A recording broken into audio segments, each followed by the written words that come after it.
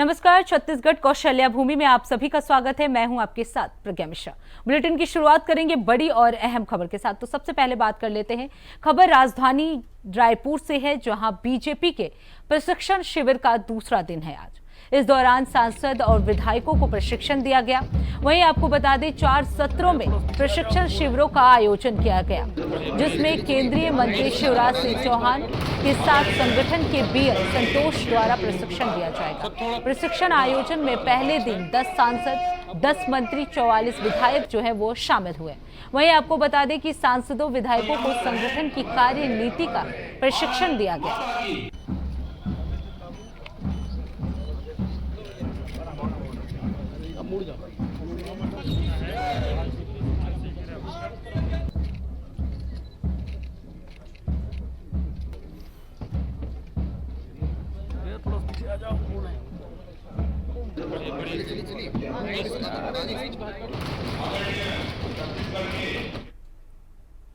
अब रुक करते हैं अगली खबर की। खबर राजधानी रायपुर से है, जहां राज्य सरकार ने छत्तीसगढ़ सचिवालय सेवा के वरिष्ठ सचिवालय सहायक और सहायक अनुभाग अधिकारियों का प्रमोशन किया।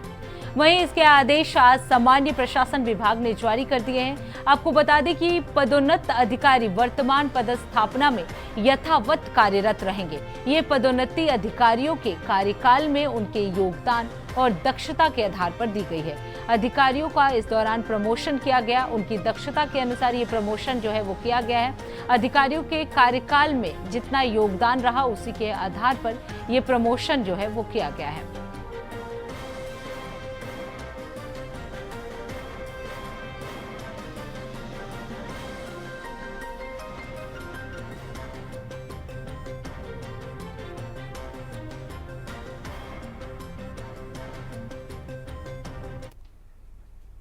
अब रुक करते हैं अगली खबर की।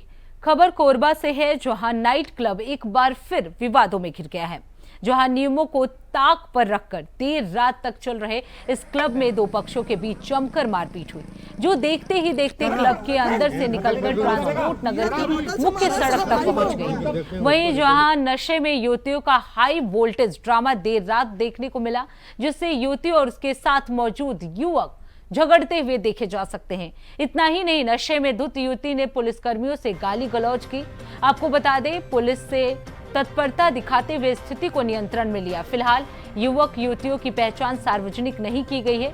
युवती ने पुलिसकर्मियों से गाली गलौज की। प्रशासन ने क्लब पर कार्रवाई करने की अब मांग की है। पुलिस विभाग की चुप्पी अब इसे सवालों के घेरे में ला रही है। तो कोरबा का ये पूरा मामला है, जहां हाई वोल्टेज ड्रामा जो है देखने को मिला। युवक युवतियों ने हाई वोल्टेज ड्रामा किया। इस दौरान युवतियों ने पुलिस प्रशासन के साथ भी बदतमीजी की, गाली गलौज की। प्रशासन ने क्लब पर अभी कार्रवाई करने की मांग की है। आपको बता दें, गाली गलौज करने के बाद पुलिस ने बड़ी तत्परता के साथ उन्हें समझाया बुझाया। अब उसके खिलाफ कार्रवाई करने की मांग जो है वो की जा रही है। आपको बता दें, फिलहाल युवक युवतियों की पहचान जो है वो सार्वजनिक नहीं की गई है। पुलिस ने तत्परता दिखाते हुए स्थिति को नियंत्रण में लिया। तो कोरबा का ये पूरा मामला है, जहां एक बार फिर से नाइट क्लब में हुए हाई वोल्टेज ड्रामा का वीडियो जो है वो सामने आया है, जहां सड़क पर युवक युवतियों ने हाई वोल्टेज ड्रामा किया, पुलिस के साथ गाली गलौज किया, जिसके बाद पुलिस ने उनके खिलाफ कार्रवाई करने की मांग की है। तो नाइट क्लब का ये वीडियो जो है वो सामने आया है, जहां सड़क पर हाई वोल्टेज ड्रामा करते हुए युवतियां जो हैं वो नजर आई। पुलिस के साथ गाली गलौज करते हुए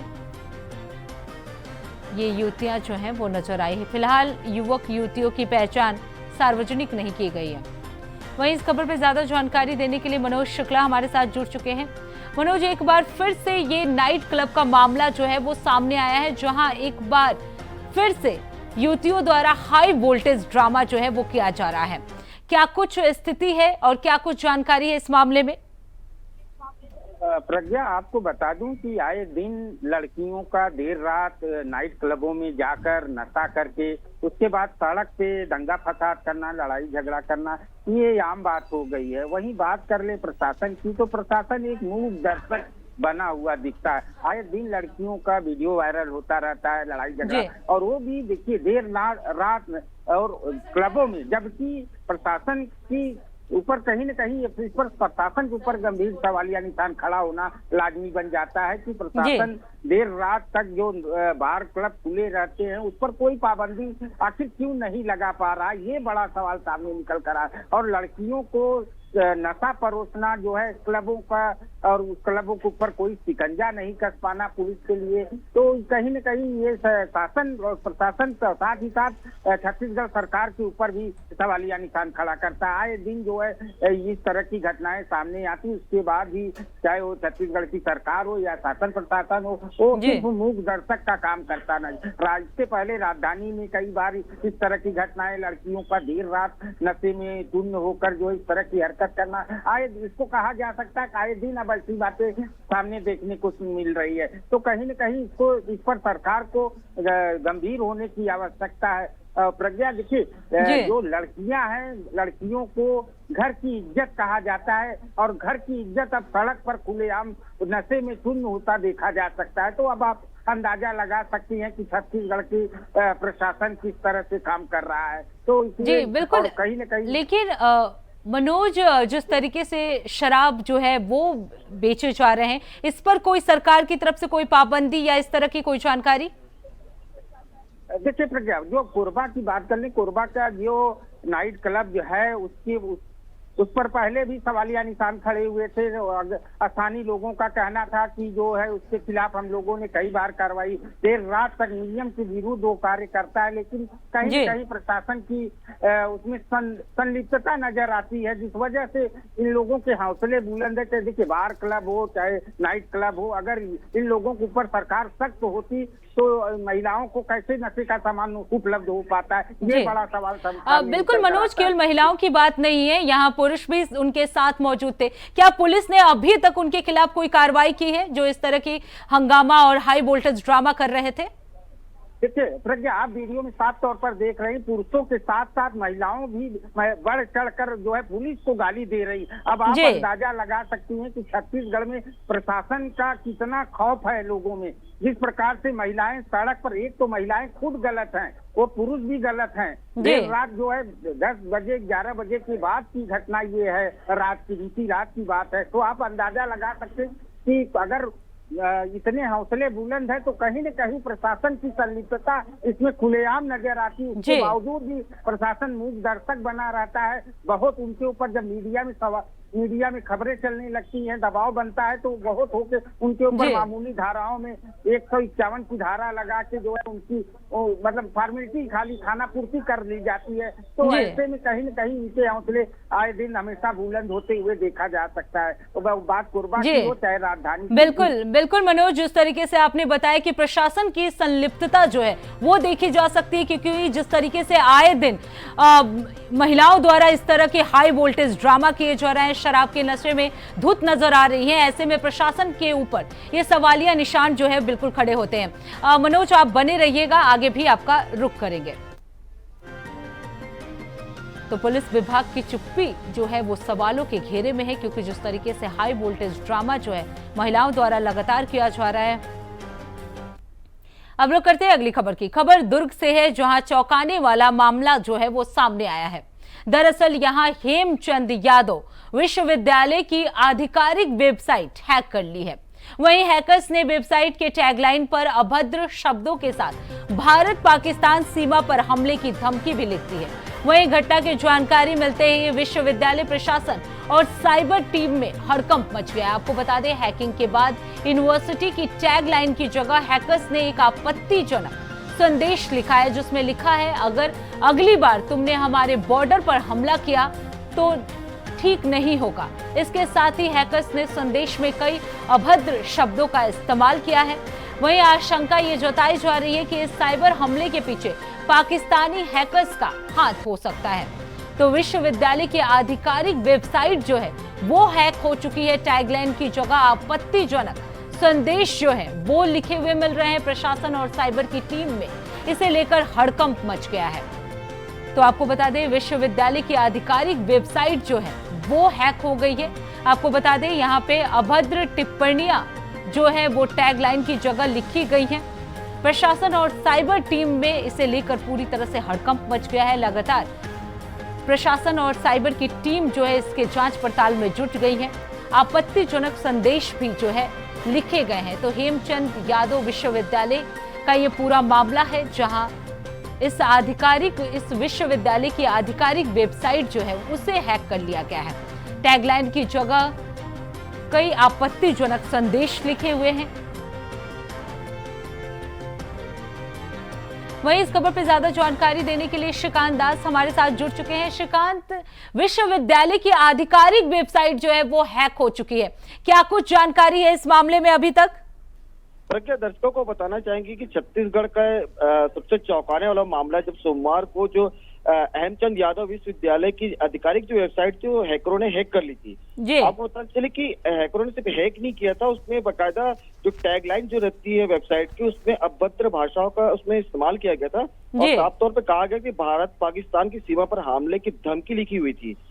आपको बताया चले प्रज्ञा, ये पहला मामला नहीं है पूरे भारतवर्ष में। जब से ऑपरेशन सिंदूर लॉन्च हुई थी तब से लगभग जानकारों के हिसाब से लगभग 15 लाख बार साइबर अटैक हो चुके हैं। उसमें से एक मामला जो छत्तीसगढ़ का जो अभी सोमवार की घटना है। आपको पता चले कि इस साइबर हैकिंग की वजह से लगभग जो वहाँ के जो वर्कर है और जो यूनिवर्सिटी के जो बच्चे हैं वो भी लगभग एक तरह से कहे तो सकते में आ गए थे। और आनंद फानन में जो हेमचंद यादव के विश्वविद्यालय के जो कुलपति उन्होंने तत्काल पुलिस को उसकी सूचना दी और साइबर सेल में इसकी बिल्कुल श्रीकांत, साइबर सेल की तरह अभी तक क्या कुछ कार्रवाई की गई है? क्या कोई जानकारी मिल पाई है कि ये किसने संदेश डाले हैं, कहां से हैक किया गया है, क्या पाकिस्तान से इसका कोई कनेक्शन है, इस तरह की कोई जानकारी? प्रज्ञा, जिस तरीके से उसमें टैगलाइन को हटा करके उसमें लिखा गया था, जिस तरीके से धमकी दी गई थी कि भारत पाकिस्तान की जो युद्ध जो ऑपरेशन सिंदूर हुए थे उसमें लिखा गया था, तो एक तरह से आकलन यही लगाया जा रहा है कि कहीं ना कहीं ये हो ना हो पाकिस्तान से जो हैकर समर्थित हैकर है उन्होंने हैक किया है। अभी साइबर क्राइम ब्रांच और साइबर जो टीम है उनका कहना है साफ तौर पे कि अभी हम लगातार इसकी जांच पड़ताल कर रहे हैं, अभी कुछ भी कहना साफ तौर पे। बिल्कुल श्रीकांत, जैसा कि आपने बताया कि उस पे पाकिस्तान का माना जा सकता है, क्योंकि जिस तरह के संदेश लिखे हुए थे उसमें ऑपरेशन सिंदूर का भी जिक्र था और हमले के भी जिक्र जो है इस संदेश में किए गए हैं। बहुत बहुत धन्यवाद श्रीकांत इस खबर पर विस्तार से जानकारी देने के लिए। अब रुक कर लेते हैं अगली खबर की। खबर राजधानी रायगढ़ से है, जहां बारिश के मौसम में सांप निकलना आम बात है। वहीं हाल ही में ननसिया गांव में अजगर रेस्क्यू के बाद अजगर के अंडों से निकले नन्हे बच्चे को देखकर लोगों में दहशत का माहौल है। वहीं 12 फीट लंबा था ये बच्चा और ग्रामीणों की सूचना पर टीम जो है वो मौके पर पहुंची थी। रेस्क्यू के दौरान टीम को अजगर के साथ 21 अंडे भी मिले थे, जिन्हें सुरक्षित स्थान पर संरक्षित किया जा रहा है। तो बारिश के मौसम में सांप निकलने की जो घटना है वो आम तौर पर है, लेकिन ये बच्चों को देखकर इलाके में हड़कंप मच गया है। सबसे ज्यादा कॉल, और ये बिल्कुल जहरीला नहीं होता, इंडियन रॉक पाइथन अजगर सांप के नाम से जाना जाता है, काफी विष। अब रुक करते हैं अगली खबर की। खबर सूरजपुर से है, जहां शासकीय कन्या विद्यालय में बेटी बचाओ बेटी पढ़ाओ कार्यक्रम का आयोजन किया गया। इस दौरान लोगों को जागरूक किया गया कि कन्या भ्रूण हत्या निषेध अधिनियम, बाल विवाह निषेध अधिनियम, पॉक्सो एक्ट, घरेलू हिंसा से महिलाओं का संरक्षण जैसे मुद्दों पर लोगों को जागरूक करते हुए जानकारी दी गई। वहीं इस अभियान में स्थानीय लोग भी शामिल हुए, उन्हें भी जागरूकता अभियान के तहत जानकारी दी गई।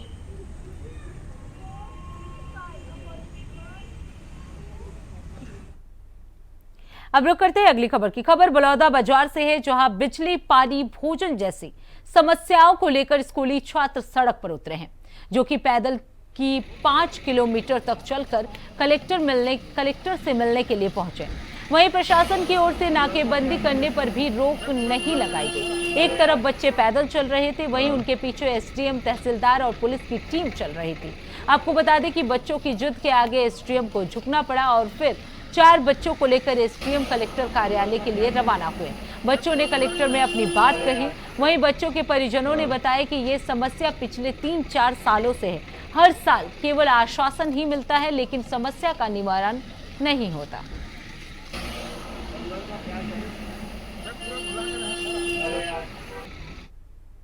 अब रुक करते हैं अगली खबर की। खबर अंबिकापुर से है, जहां मैन पार्क में आयोजित प्रशिक्षण वर्ग के एक दूसरे दिन विधायक और सांसदों ने योग किया। इस आयोजन में मुख्यमंत्री विष्णुदेव साय भी योग आयोजन में शामिल हुए। आज केंद्रीय मंत्री शिवराज सिंह ने छत्तीसगढ़ का दौरा किया, जिसके बाद उन्होंने बीजेपी प्रशिक्षण शिविर में भी शिरकत की।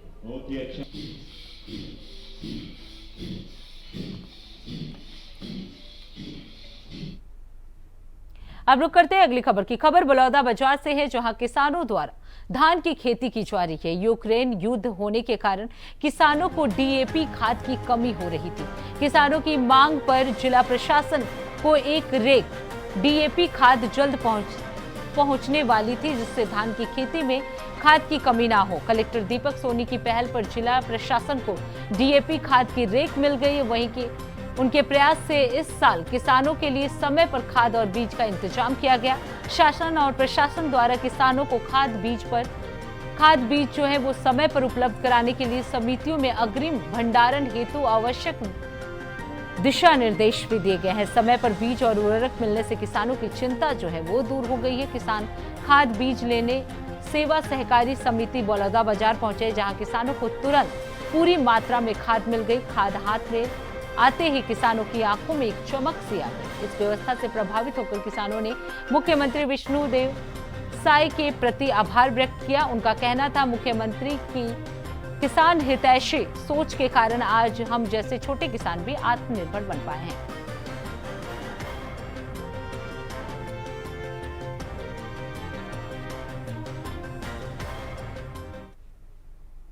अब रुक करते हैं अगली खबर की। खबर राजधानी रायपुर से है, जहां बहुचर्चित शराब घोटाले में एक बड़ा खुलासा हुआ है, जिसमें एसीबी को यह आशंका है कि स्कैम 3200 करोड़ हो सकता है। वहीं 60.5 लाख पेटी से ज्यादा गलत तरीके से शराब बेची गई है। 28 अधिकारियों को कोर्ट में पेश होने के लिए कहा गया है, लेकिन एक भी कोर्ट में पेश नहीं हुए। वहीं 29 लोगों को नोटिस जारी किया गया है। आपको बता दें कि शराब घोटाले मामले में ईओडब्ल्यू की विशेष अदालत ने घोटाले से जुड़े करीब 2300 पन्नों के विस्तृत चालान पेश किए हैं।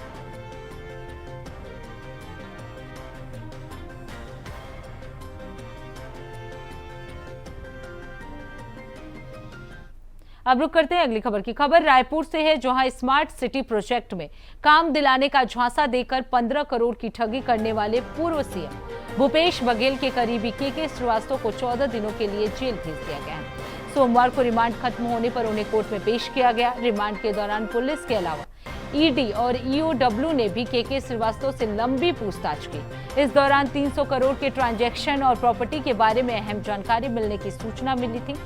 तेली बांदा पुलिस ने के श्रीवास्तव के बेटे कंचन श्रीवास्तव और युवा कांग्रेसी नेता आशीष शिंदे को हिरासत में ले लिया है। दोनों से अलग अलग पूछताछ की जा रही है। पुलिस ने बताया कि के श्रीवास्तव के खाते की जांच के दौरान संदिग्ध ट्रांजैक्शन मिले हैं। पिछली सरकार से जुड़े लोगों का पैसा निवेश करने की भी इसमें सूचना मिली है। पुलिस एजेंसी आरोपी की प्रॉपर्टी कुर्क करने की तैयारी कर रही है।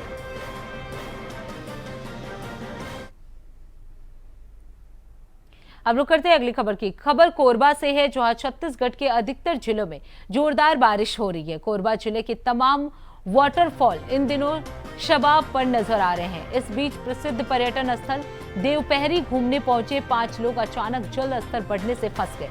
राहत की बात रही कि इसकी सूचना मिलते ही संयुक्त रेस्क्यू टीम ने मोर्चा संभाला और कड़ी मशक्कत के बाद सभी 5 लोगों को सुरक्षित बाहर निकाला गया। जानकारी के मुताबिक कोरबा के 2 युवक और 3 युवतियां देवपहरी घूमने आए थे।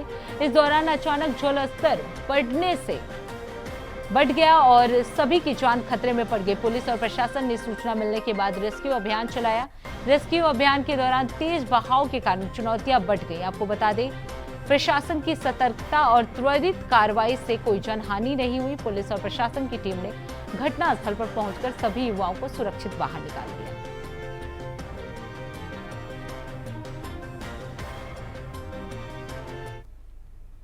अब रुक करते हैं अगली खबर की। खबर बलरामपुर से है, जहां 20 सड़क पर महिला का हाई वोल्टेज ड्रामा देखने को मिला है। आपको बता दें, 343 मुख्य मार्ग पर महिला ने नशे में धुत होकर गाली गलौज की। साथ ही एक ट्रक के आगे जाकर महिला ड्रामा करने लगे। वहीं ट्रक की चपेट में आने से महिला का हादसा भी हो सकता था। राहगीरों ने महिला का वीडियो सोशल मीडिया पर वायरल कर दिया है।